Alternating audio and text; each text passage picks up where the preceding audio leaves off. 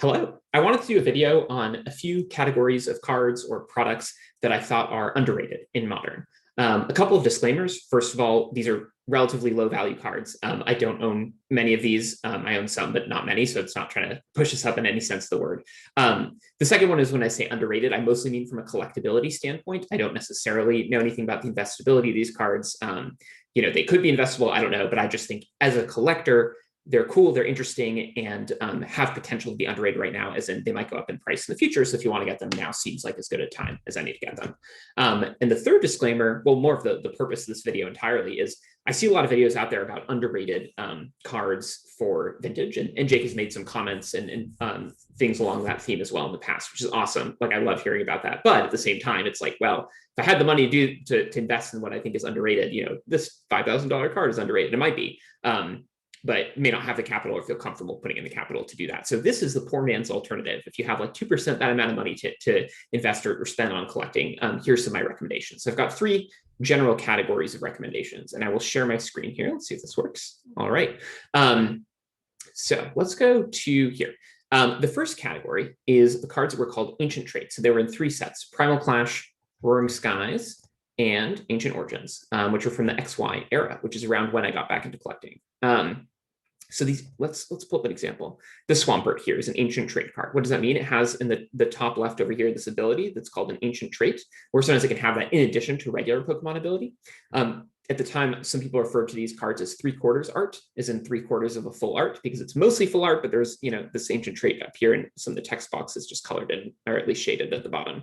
I thought these looked awesome when I first saw them. Not as cool as the regular full arts or like the full art EXs from that era, in my opinion, because those are textured. But I really like these cards, and in a lot of cases, these are just regular holo rares or regular rares that each have a reverse version as well that are pretty cheap. The reason I think these are underrated from a collectability standpoint is I don't imagine them reprinting them in the future or making anything similar to them in the future. It seemed like this was the gimmick of this block of three sets, and they might bring it back, but I can't imagine, since they're always coming up with new gimmicks. So this might be the only time there were ever this style of 3/4 art cards. So that's what I mean by underrated.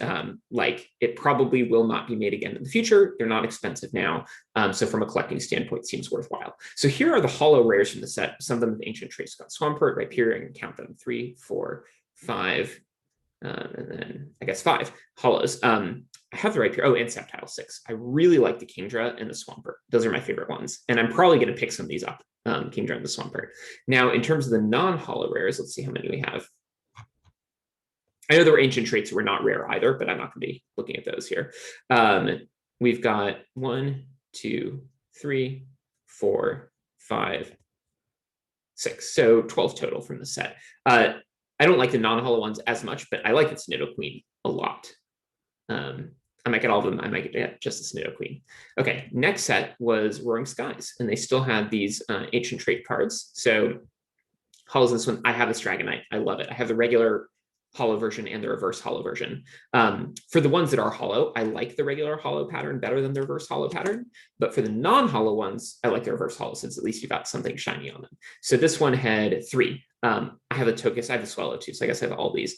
I opened up a box of Roaring Skies at the time, which is fun. I like the Swell, even though it's not a cool Pokemon by any stretch of the imagination, at least in my opinion. This art is awesome. Action Toes. And let's see for non-holo rares how many we've got. 1, 2, 3, 4. So 8, 5. So that's 8 total from the set. Articuno, awesome Pokemon, 60 cents. Altaria, I've mentioned this before, but I really like this cartoony style of art where it seems more outlined. I don't know what the term is for that art style, but I like that Altaria again, even though I'm not a huge fan of the Pokemon.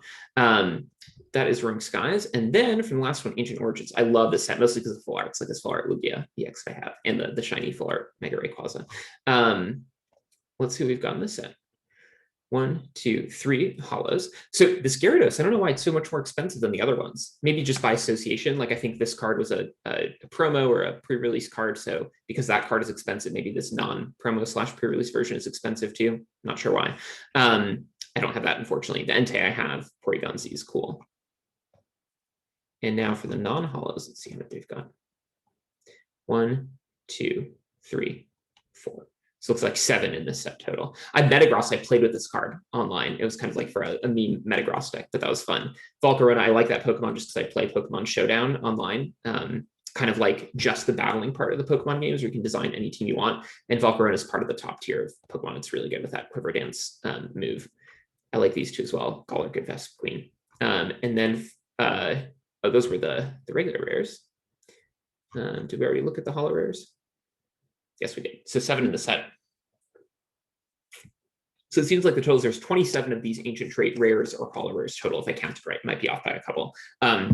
Most of them average around $1, or some of them are less than $1. The Gyarados, I guess, might be more expensive, but I imagine you can get this entire set of 27 of them for something like $30 or less. I might buy multiple sets because I might get the regular, the reverse holo, or I might just get the ones that I like. But I thought those were awesome. Okay, next category, we might have sneaked this peek at the beginning, is the Mega Pokemon.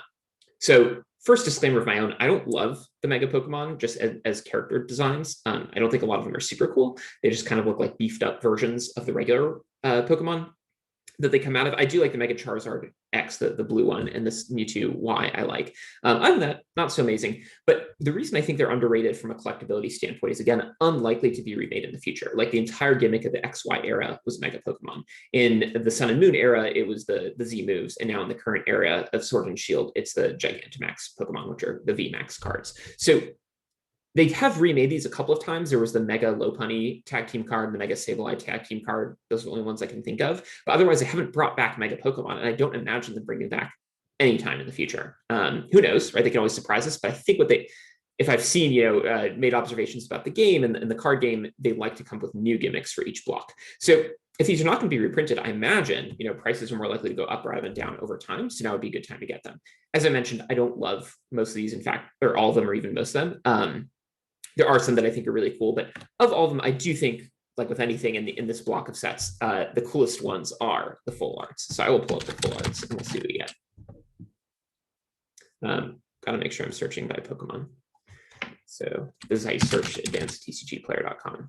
Mega EX full art, searching Pokemon, and see what we get. And I'll search by the highest price ones. That Mewtwo is from the Black and White series. So for some reason, it's not pulling up only the megas, but we've got some megas down, starting over here. That Rayquaza, I love it. I have that one. That Mega Charizard Y, super cool also. The Mega Mewtwo's, there are a bunch of them from that Breakpoint set. It's pulling up Mewtwo, I guess, because it starts with an M, but the Mega Mewtwo Y full art, there's probably Mega Mewtwo X full art somewhere over here. Alakazam, I like the Ampharos as well, Houndoom. So if I did the search right, there's not that many of these, right? Total number of Mega Full Arts here, it looks like less than 30, right? If you don't count all these other random stuff that showed up in the search. Doesn't seem like a lot if you were a completionist and want to get all of them, or even just some of them that I think are particularly cool looking or underrated. The most expensive ones, Charizard, Rayquaza, of course, super expensive. I like that Rayquaza too. That's one of my top favorite cards also that I highlighted in another video. But for what these are, I think I might pick up more of them. Now, last category of underrated modern products I want to talk about were box collection sets. So let me pull up an example of this. I know they started before the XY era, but I'm just pulling up these as an example. Stuff like this, right? Where there's like a figure in the middle or a jumbo card in the middle or a pin in the middle. I think starting a bit later on, we'll scroll down to find the time, they started looking really, really cool. Like the design of the box, like this style, the modern style design of the box, I think just looks awesome. I assume they did this on purpose, right? It looks really cool on shelves. People want to pick it up, even though it's not ideal from a packaging standpoint in that it probably is more expensive to make it this way. It has more waste, more difficult to ship because it's big and bulky. They just look awesome, which is probably why they fly off the shelves. And so what I think is underrated is buying these and just holding them sealed. Now, I know sealed product in general carries a premium over individual cards, and that's not what I'm talking about. It's not just so you can resell it sealed. It's because I think these just look cool sealed, like even cooler than a sealed booster box, which the artwork is pretty sparse in my opinion. Whenever I buy something like this, like one of these products, I just keep it on my desk for a while because I love looking at it. I think it's like a cool decoration. Obviously I want to open it eventually, but one example, I bought the shiny Dragapult V from Shining Fates. I bought it at a premium, unfortunately, on eBay. I couldn't find it at retail. No one can, but I honestly don't even think I'm going to open it. It's just, I want to open it. I want the cards. I love Dragapults and I want to open the packs, but I'm going to keep it sealed for a while just because by itself, it looks cool. This is, Charizard Awesome. But even some of these, they're less sort of like rare at this point. I know that those Charizard ones are valuable, super valuable sealed. But you could just like random ones of these, I think could be really, really cool decoration pieces. This Rayquaza one, shiny Rayquaza. They sometimes fake you out with these where it's like the jumbo card is the shiny Mega Rayquaza, but the actual regular card it comes with is just a shiny Rayquaza. Still, just a shiny Rayquaza, not bad. And then this continued right into the Sun and Moon era. It continues right now in the Sword and Shield era. But specifically, again, what I think is underrated is buying these boxes and keeping them sealed as display pieces because they look awesome. And I imagine not a lot of people are doing that just because, again, well, it's so tempting to rip them open like with any sealed product. But in particular, these sealed products are so expensive to flip because you pay so much on the shipping. They're harder to store, so theoretically more expensive in terms of the amount of storage they take up. Oh, Jake and I bought one of these one time. We split it. I have that playmat. So I don't know if I'm going to do this for same reasons, right? Expensive to store, expensive to ship, or to buy with shipping. But I think in the future, if I buy these kinds of boxes for the sake of opening them, assuming I get them at retail and I'm not paying scalper prices, I might always just buy two, one to open for fun, one to keep as a display piece. So that is it for my top three categories of underrated modern picks. Let me know. I'm curious, always curious. I do like reading the comments if anyone has thoughts about these. If you don't like these poor man videos, I'm sure Jake at some point will come with another video for people who are the high rollers. But if you do like these types of videos of ways to add to your collection on the cheap, let me know, and I'd love to make more of them. All right.